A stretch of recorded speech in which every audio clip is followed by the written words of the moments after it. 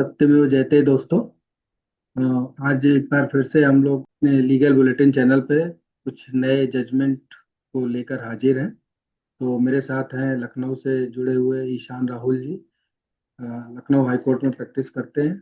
इनका बहुत बहुत स्वागत है इनका हमारे इस प्लेटफॉर्म पे। तो आप सभी से आग्रह है कि लीगल बुलेटिन चैनल को लाइक सब्सक्राइब और जरूर करें और शेयर भी करें, ताकि ज़्यादा से ज़्यादा लोगों तक हम भी पहुंच सके और हमारा हौसला बढ़े और हम अच्छी अच्छी चीजों को लेकर आपके सामने आते रहे।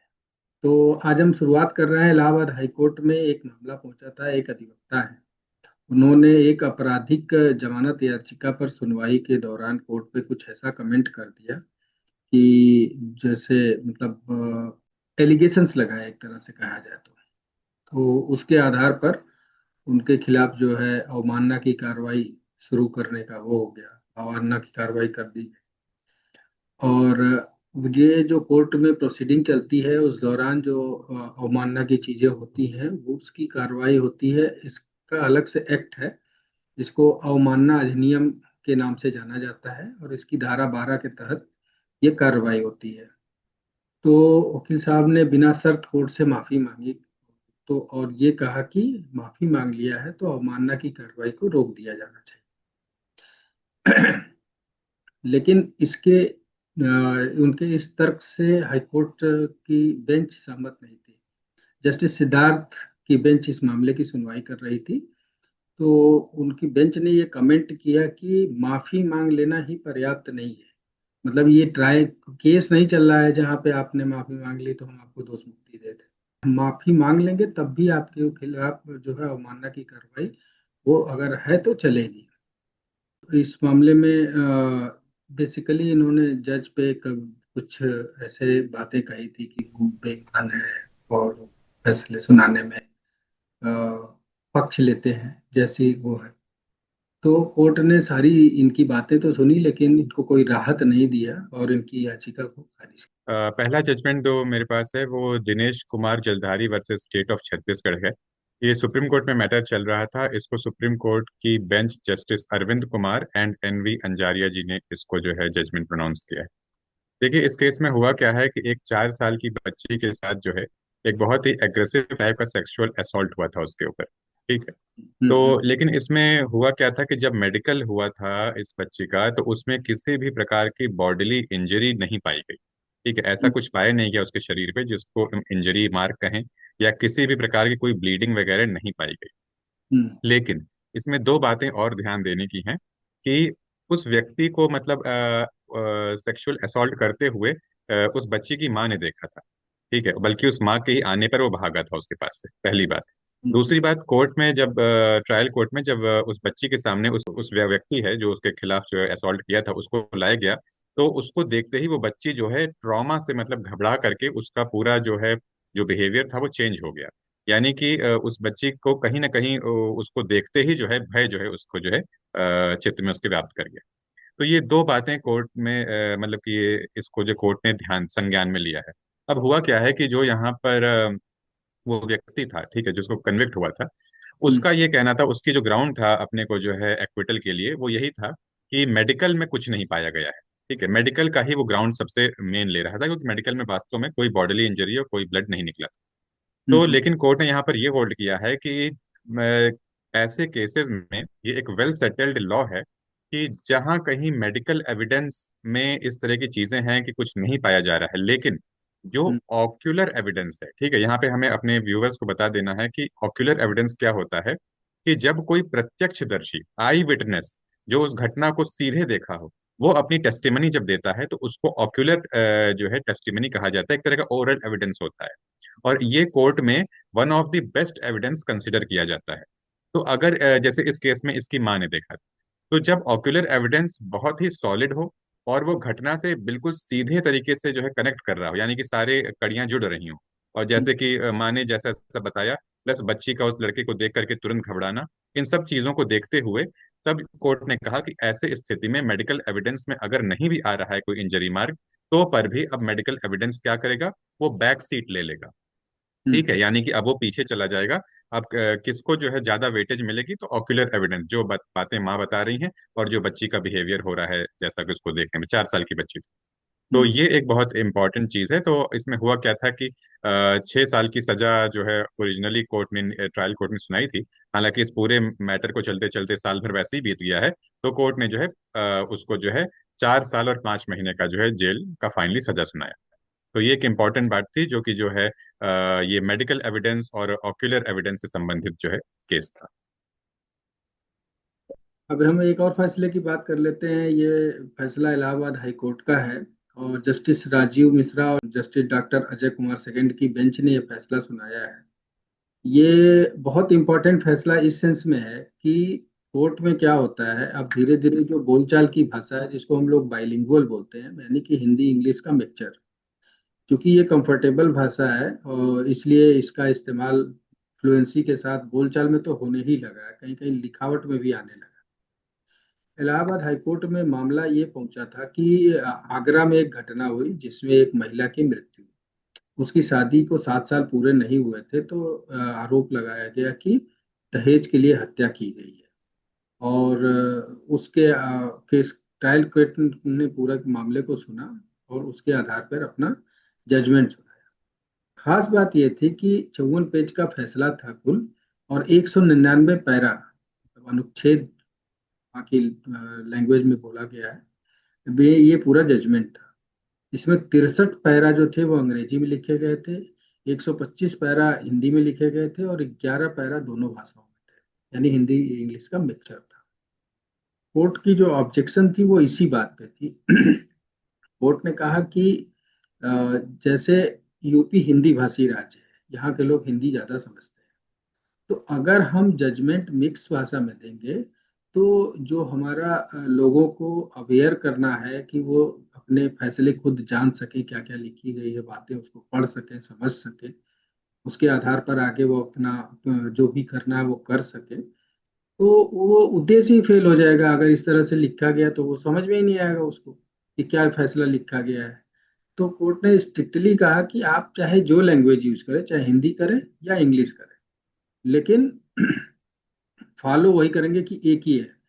छूट इस सेंस पे दी गई है कि क्या होता है, सुप्रीम कोर्ट और हाई कोर्ट के जो जजमेंट होते हैं वो जजमेंट इंग्लिश में होते हैं, कोर्ट इंग्लिश में किए जाते हैं।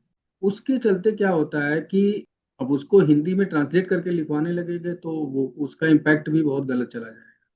तो इसलिए कहा कि उस केस में एक एक्सेप्शन रहेगा कि आप जब कोर्ट कर रहे हो किसी जजमेंट का, सुप्रीम कोर्ट का रेफरेंस के रूप में या हाई कोर्ट का, डबल बेंच का, सिंगल बेंच का, किसी का भी अगर आप उसमें कोर्ट कर रहे हैं, उस स्थिति में आपको तब ये छूट रहेगी। अदरवाइज अगर आप जो आप पूरा जजमेंट लिखवा रहे हैं वो केवल लैंग्वेज आपको चूज करनी पड़ेगी, चाहे हिंदी में दे चाहे इंग्लिश में। तो ये भी एक बहुत इम्पोर्टेंट बात थी। और कोर्ट ने फाइनली इस केस में पाया ये कि जो है वो जो ट्रायल कोर्ट ने बरी कर दिया था वो सही पाया, और कहा कि अभियोजन पक्ष भी क्रुएलिटी साबित करने में सब विफल रहा है पूरी तरह से। मतलब बताया गया कि जैसे जब वो इंजर्ड हुई महिला, कुछ विषाक्त पदार्थ उसने खाया था, इसका पता चला तो पति उसको अस्पताल में ले गया, उसके सारे बिल पे किए, उसके बाद जो अंतिम संस्कार के कर्म होते हैं वो सब भी उसने किया। तो ये माना कोर्ट ने कि मतलब उसके प्री और पोस्ट में कोई वैसा बिहेवियर नहीं था जो मतलब ऑन रिकॉर्ड आया हो जिससे पता चले कि क्रूड बिहेवियर था, दहेज के लिए उत्पीड़ित किया जा रहा था, तंग किया जा रहा था। इस तरह की कोई बात साबित नहीं होती है, इसलिए कोर्ट ने उसको उस जो फैसला दिया था ट्रायल कोर्ट ने उसको बरकरार रखा। इसलिए वाकई में बहुत इंपॉर्टेंट मैटर था जो आपने बताया। इसमें तो ये अगला खास जो बात है जजमेंट कि है। उन्होंने भेजा है कि जो है जितने भी जुडिशियल अफसर हैं यूपी के, उन सारे लोगों के पास इस जजमेंट की कॉपी भेजी जाए ताकि उनको पता चले कि ये क्यों किया जा रहा है, और इसका जो पूरा उद्देश्य है जजमेंट को एक लैंग्वेज में रखने का या हिंदी में को प्रायोरिटी दे करने का, खास तौर से लोअर कोर्ट के केसेस में, तो जी, उसका पर्पज भी पता चले सारे न्यायिक बिल्कुल अधिकारियों को। बिल्कुल। तो उनको भेजने का आदेश भी है कोर्ट में लिखा, मतलब जो जजमेंट है उसमें लिखा हुआ तो अगला जजमेंट हमारा है union of India and others versus Indraraj. देखिए, इसमें हुआ क्या था कि एक पोस्ट मास्टर हैं जिन्होंने जो है लोगों के द्वारा डिपॉजिट किए हुए अमाउंट को जो है मिस अप्रोप्रिएट किए, करीब जो है 5,260 रुपए के आसपास जो है। और उसका क्या किए कि उसको अपने पर्सनल यूज में जो है ये ले रहे थे, ठीक है, इस तरीके से फ्रॉड कर रहे थे। हम्म। तो जब ये चीजें लाइट में आती हैं तो इन इन पर जो है इनको नौकरी से बर्खास्तगी हो जाती है। और बाद में सेंट्रल एडमिनिस्ट्रेटिव ट्राइब्यूनल जो है इसी इनकी जो पेनाल्टी है उसको अपहोल्ड करती है, मतलब मानती है कि बिल्कुल सही जो है इन पर जो है ये दंड मिला है। लेकिन बाद में हाई कोर्ट जाते हैं और हाई कोर्ट में इस तरह का ग्राउंड लेते हैं कि हालांकि ये बात तो इनका मानना था, अमाउंट है लोगों का डिपॉजिट का, वो जो है डाइवर्ट किया गया है। लेकिन इनका जो ग्राउंड था वहां पे इन्होंने इस तरह की बातें करी कि मुझे जो है ये एंट्री बुक में जो मतलब ये जो एंट्री बुक में जो चीजें एंट्री की जाती हैं उसके संबंध में जो कानून है उसका मुझे उतना ज्ञान नहीं था, मतलब कि lack of knowledge of law, ignorance of law का ये ग्राउंड लेते हैं। तो उस ग्राउंड को कोर्ट जो है वो मानती भी है और इनको जो है वापस से रीइंस्टेट कर देती है। अब इस पर जो यूनियन होती है, संघ, वो आती है सुप्रीम कोर्ट में, हाई कोर्ट के इस निर्णय के खिलाफ जो है। और सुप्रीम कोर्ट में इस चीज को समझा जाता है, सुप्रीम कोर्ट यही कहती है कि देखिए एक बैंकर और जो उसका कस्टमर होता है, यहाँ पे रिलेशनशिप ऑफ ट्रस्ट होता है, ठीक है, भरोसे विश्वास का जो है ये संबंध होता है। तो इसमें अगर जो कस्टमर्स हैं उनके मतलब उन्होंने कोई चीज आपके पोस्ट ऑफिस में डिपॉजिट करी है तो वो पूरी तरीके से फिर उसके बाद निश्चिंत हो जाते हैं कि अब हमारा पैसा जो है कहीं नहीं जाएगा, वो एक सिक्योर जगह पर है। और वहां का पोस्ट मास्टर अगर इस तरह का काम करे कि उसमें उन पैसों का मिस अप्रोप्रिएशन करे तो ये किसी भी तरीके से क्षम्य नहीं है। और ये कहना कि जो है हमें उस कानून का ज्ञान नहीं था कि जो है एंट्री बुक में जो है किस तरीके से क्या करना है और हमें उसको डाइवर्ट नहीं करना है, तो ये किसी भी तरीके से जो है ये it it holds no good, ये सुप्रीम कोर्ट का जो है इसमें इसने होल्ड किया। तो वापस से जो है उनकी वो मतलब हाई कोर्ट का जो डिसीजन था उसको सेट असाइड कर दिया गया है। और इसमें मेन चीज यही थी कि ये म्यूचुअल ट्रस्ट का रिलेशन होता है बैंकर और कस्टमर में या इस तरह के किसी भी जो इंस्टीट्यूशन में। तो यहाँ पर जो है बहुत स्ट्रिक्ट मतलब डिसिप्लिन मेंटेन करने की जरूरत होती है। तो नेक्स्ट जो फैसले की मैं बात करूंगा वो है इलाहाबाद हाई कोर्ट का, वो भी है। ये फैसला फतेहपुर जिले से जुड़ा हुआ है। हाईवे का निर्माण कार्य चल रहा है रास्ते में, वहां पे फतेहपुर जिले में आ रही है वहां की जामा मस्जिद, कुछ हिस्सा है, मतलब 150 वर्ग फीट का मामला आ रहा है। और वो चौड़ीकरण की जद में आ रहा है। कुछ कार्रवाइयां पहले हुई थी, कुछ गिराया गया है कुछ हिस्सा उसका। तो उसको चैलेंज किया गया है हाई कोर्ट में कि मस्जिद जो है 180 साल पुरानी है, स्थापत्य कला का एक नमूना है, तो इस बिल्डिंग को संरक्षित करने की जरूरत है, ना कि इसको ढहाने की जरूरत है। और देखा जाए कि सड़क को कैसे और तरीके क्या हो सकते हैं निकालने के। तो इस पे आज सुनवाई हुई कोर्ट में, और कोर्ट ने ये तत्काल प्रभाव से इसकी सुनवाई मतलब कार्रवाई जो है ध्वस्तीकरण की कार्रवाई मस्जिद की, वो उसको रोक दिया है। और स्टेट से जवाब मांगा है, 17 तारीख तक जवाब दाखिल करने का मौका दिया है, क्योंकि काम प्रभावित ना हो। और बताने मतलब जानकारी के लिए ये है कि इसको जो है पीडब्ल्यूडी ने नोटिफाई किया है और सड़क चौड़ीकरण को के लिए, ताकि जाम बचाने के लिए फ्लो जो हो वो अच्छा से हो, ट्रैफिक फ्लो कहीं से प्रभावित ना हो इसके चक्कर में। जी बिल्कुल।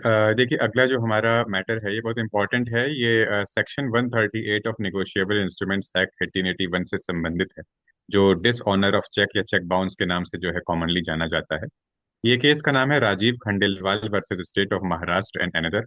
और इसको सुप्रीम कोर्ट की bench justice M M Sundaresh and justice Satish Chandra Sharma ji जो है इस जजमेंट को प्रोनाउंस किए हैं। इसमें हुआ क्या था कि एक व्यक्ति के खिलाफ जो है सेशन कोर्ट में जो है कन्विक्शन कंफर्म हो जाता है। फिर उसके बाद वो उसके खिलाफ जो है हाई कोर्ट आता है। हाई कोर्ट में भी जो है उसी चीज को अपहोल्ड कर दिया जाता है। तो हाई कोर्ट में ही वो रिवीजन फाइल करता है। अब हम्म। रिवीजन की जब पेंडेंसी चल रही होती है, यानी कि रिवीजन के स्टेज पे जब मैटर होता है, तब हम्म। यहाँ पर अपीलेंट और कंप्लेनेंट दोनों के बीच में आपस में समझौता हो जाता है, ठीक है, जिसको कंपाउंडिंग ऑफ लॉ कहते हैं। ठीक है, तो हम्म। ये कंपाउंडिंग ऑफ लॉ मतलब कि एग्रीमेंट हो जाता है। तो देखिए कंपाउंडिंग ऑफ लॉ को यहाँ एक समझ लेना चाहिए कि एक लीगल प्रोसेस होता है जिसमें दोनों जिसमें अगर आरोप बहुत गंभीर किस्म के ना हो तो हम्म। उसमें दोनों पार्टियां जो है आपस में समझौता कर लेती हैं, जो मूल रूप से एक मॉनेटरी किस्म का जो है वो समझौता होता है, कुछ पैसों का लेन देन हो जाता है उसमें। और ताकि जो है ये होता क्यों है, ताकि क्रिमिनल चार्जेस ना लगे। ठीक है, क्रिमिनल चार्जेस से बचने के लिए ये चीजें की जाती हैं। तो यहाँ पर भी वही हुआ कि कंपाउंडिंग ऑफ लॉ के तहत जो है एग्रीमेंट हो जाता है। तो हमें ये ध्यान देना है कि एग्रीमेंट जिस स्टेज पे हो रहा है वो रिवीजन के स्टेज पर हो रहा है। फिर आगे क्या होता है कि अच्छा, ये जो कंपाउंडिंग ऑफ लॉ हुई है, इनकी एग्रीमेंट हुआ है, तो इसके बुनियाद पर, इसके बेसिस पर हाई कोर्ट जो है उस व्यक्ति को एक्विट तो कर देता है, हम्म। लेकिन वहां पर उससे ये कहता है कि एक केस का मतलब हवाला देते हुए, एक लैंडमार्क केस है, दामोदर एस प्रभु वर्सेस सैयद बाबालाल एच। ठीक है, ये एक लैंडमार्क डिसीजन था। इसमें यह कहा गया है कि जब भी एनआई एक्ट में जो है कभी कॉस्ट इम्पोज किया जाता है किसी भी व्यक्ति पर, तो हम्म। उसमें ये देखा जाता है कि जो कंपाउंडिंग हुई है, जो जो समझौता हुआ है दोनों पक्षों के बीच में, वो केस के किस स्टेज पर हुआ है। जैसे हम देख रहे हैं कि ये सेशन कोर्ट से हाई कोर्ट आया, हाई कोर्ट में भी रिवीजन में गया, इस स्टेज पर कंपाउंड हुआ है। तो उस स्टेज के अनुसार जो कॉस्ट बनता है वो कॉस्ट जो है आपको देना पड़ेगा। ये जो है इस केस में ऐसा होल्ड किया गया था। हम्म। तो इसी केस के अनुसार जो है हाई कोर्ट जो है उसको बरी तो कर देता है, लेकिन उससे कहता है कि इस केस के लाइन पे चलते हुए जो है आप ऐसा करिए कि legal state legal service authority पे जो है जो बनता है आपका कॉस्ट, उस पर डिपॉजिट करिए। ठीक है, अब यहाँ पे होता क्या है कि ये जो है इस चीज के खिलाफ जो है सुप्रीम कोर्ट आते हैं।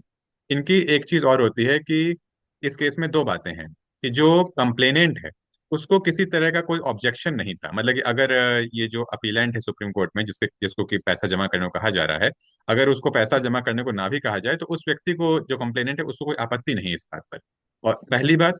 और दूसरी बात, अपीलेंट वास्तव में जो है वो पैसा देने अदा करने की स्थिति में नहीं है। ठीक है, उसकी ऐसी स्थिति नहीं है कि वो पैसा जो बन रहा है जितना भी उस पर पेनाल्टी, वो उसको दे पाए।